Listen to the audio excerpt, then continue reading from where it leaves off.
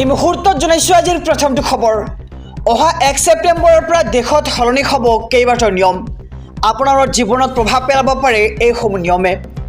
সামগ্ৰীৰ মূল্য, বেংক বন্ধ, আধাৰ কাৰ্ডকে ধৰি সাল সলনি হ'ব কেইবাটাও নিয়ম। অহা 1 ছেপ্টেম্বৰৰ পৰা দেশত কাৰ্যকৰী হ'ব LPG চিলিণ্ডাৰৰ সংশোধিত মূল্য। 14 কেজি ঘৰুৱা আৰু 19 কেজি বাণিজ্যিক চিলিণ্ডাৰৰ মূল্য সলনি হোৱাৰ সম্ভাৱনা অহা 1 ছেপ্টেম্বৰৰ পৰা। ATF আৰু CNG PNGৰ মূল্যৰ সাল সলনি ঘটাৰ সম্ভাৱনা আৰু আধাৰ কাৰ্ডক লৈ আহিব পাৰে কেইবাটাও নতুন নিয়ম। UIDAI বিনামূলীয়া আধাৰ উন্নীতকৰণৰ সময়সীমা 3 মাহ বৃদ্ধি কৰিছে আৰু 14 ছেপ্টেম্বৰত আধাৰৰ এই বিনামূলীয়া প্ৰক্ৰিয়া অন্ত পৰিব আৰু আধাৰ কাৰ্ডৰ নথি আপডেট কৰাৰ অন্তিম দিন হৈছে অহা 14 ছেপ্টেম্বৰ আৰু ছেপ্টেম্বৰ মাহত নতুনকৈ ক্ৰেডিট কাৰ্ডৰ নিয়ম প্ৰৱৰ্তন কৰা হ'ব আৰু 1 ছেপ্টেম্বৰৰ পৰা প্ৰবঞ্চনামূলক ফোন কলৰ পৰা ৰক্ষাৰ বাবে নতুন ব্যৱস্থা গ্ৰহণ কৰিব চৰকাৰে আৰু টেলিমাৰ্কেটিং স্থানান্তৰিত হ'ব ব্লকচেইন ব্যৱস্থালৈ আৰু ছেপ্টেম্বৰ মাহত 16 দিনকৈ বন্ধ থাকিব চৰকাৰী বেংকসমূহ আৰু অহা 1 ছেপ্টেম্বৰৰ পৰা দেশত সলনি হ'ব কেইবাটাও নিয়ম। আমি সবিশেষ জনাইছোঁ SB অসম মিডিয়াৰ সমূহ দৰ্শকক। এই মুহূৰ্তত জনাইছোঁ আজিৰ দ্বিতীয় নম্বৰ খবৰটো। ভাল খবৰ, তৃতীয় আৰু চতুৰ্থ বৰ্গৰ পৰীক্ষাৰ সময়সূচী ঘোষণা কৰিছে চৰকাৰে। সাজু হওক চাকৰিৰ প্ৰত্যাশী যুৱক যুৱতীসকল।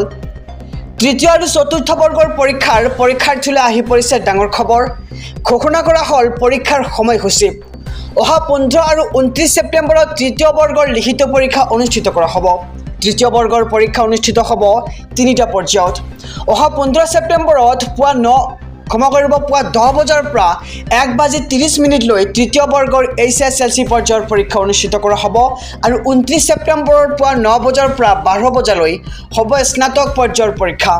অহা 15 ছেপ্টেম্বৰত পুৱা 10 বজাৰ পৰা 1:30 লৈ তৃতীয় বৰ্গৰ HSLC পৰ্যায়ৰ পৰীক্ষা আৰু একেদিনাই দিনৰ 1:30 পৰা 4 বজালৈ পৰীক্ষা হ'ব ড্ৰাইভাৰ পদৰ বাবে আৰু প্ৰথম পেপাৰৰ পৰীক্ষা হ'ব পুৱা 9 বজাৰ পৰা 11:30 লৈ আৰু দিনৰ 1:30 পৰা 4 বজালৈ দ্বিতীয় পেপাৰৰ পৰীক্ষা অনুষ্ঠিত কৰা হ'ব।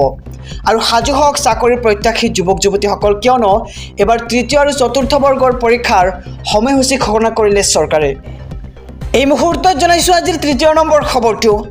স্মাৰ্ট মিটাৰক লৈ প্ৰতিবাদৰ মাজতে APDCLৰ স্পষ্টীকৰণ। স্মাৰ্ট মিটাৰে বৃদ্ধি নকৰে বিদ্যুতৰ মাচুল, বৰঞ্চ প্ৰিপেইড স্মাৰ্ট মিটাৰৰ আছে বিশেষ সুবিধাহে। APDCLৰ মতে কি সুবিধা আছে স্মাৰ্ট মিটাৰ লগালে? দৈনিক মিতব্যয়িতাৰে বিদ্যুৎ ব্যৱহাৰ কৰি শক্তি সঞ্চয়।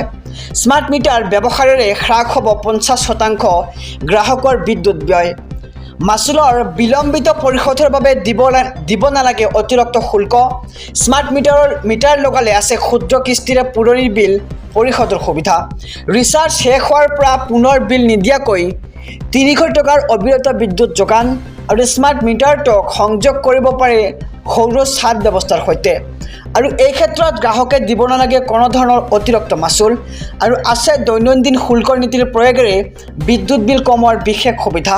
এইবাৰ গ্ৰীষ্মকালত বিদ্যুতৰ বিল বেছিকৈ অহাৰ কাৰণো দৰখালে APDCLে আৰু স্মাৰ্ট মিটাৰক লৈ প্ৰতিবাদৰ মাজতে এইবাৰ APDCLৰ বিষয় স্পষ্টীকৰণ। এই মুহূৰ্তত জনাইছোঁ আজিৰ চতুৰ্থ নম্বৰ খবৰটো। ৰাজ্যৰ লাখ লাখ ৰেচন কাৰ্ডৰ হিতাধিকাৰীৰ বাবে আহি পৰিছে জৰুৰী খবৰ। ঘৰত এইকেইটা সামগ্ৰী থাকিলে ঘূৰাই দিয়ক আপোনাৰ ৰেচন কাৰ্ডখন। নিয়মৰ মাজেৰে ৰেচন কাৰ্ড নল'লে পৰিব পাৰে আপুনি বিপদত। ঘৰত কি সামগ্ৰী থাকিলে ৰেচন কাৰ্ড পাব নিৰ্ধাৰণ কৰিছে এইবাৰ চৰকাৰে। ভাৰত চৰকাৰে ৰেচন কাৰ্ড লাভৰ বাবে যোগ্যতাৰ মাপকাঠি নিৰ্ধাৰণ কৰিছে। 100 বৰ্গ মিটাৰতকৈ অধিক মাটি থাকিলে নাপাব ৰেচন কাৰ্ড। ঘৰত 4চকীয়া গাড়ী থাকিলে নাপাব ৰেচন কাৰ্ডৰ কোনো ধৰণৰ সুবিধা। ঘৰত ফ্ৰিজ বা এয়াৰ কণ্ডিশ্যনাৰ থাকিলেও যোগ্য বিবেচিত নহ'ব আৰু পৰিয়ালত কাৰোবাৰ চৰকাৰী চাকৰি থাকিলে নাপাব ৰেচন কাৰ্ডৰ সুবিধা। পৰিয়ালটোৰ বাৰ্ষিক আয় গাঁৱত 2 লাখ আৰু চহৰত 3 লাখ টকাতকৈ কম হ'ব লাগিব। যদি পৰিয়ালটোৰ আয়ে এই সীমা অতিক্ৰম কৰে তেন্তে নাপাব ৰেচন কাৰ্ডৰ সুবিধা। ভুল নথি দি ৰেচন কাৰ্ডৰ সুবিধা আদায় কৰাসকল এতিয়া সাৱধান হওক।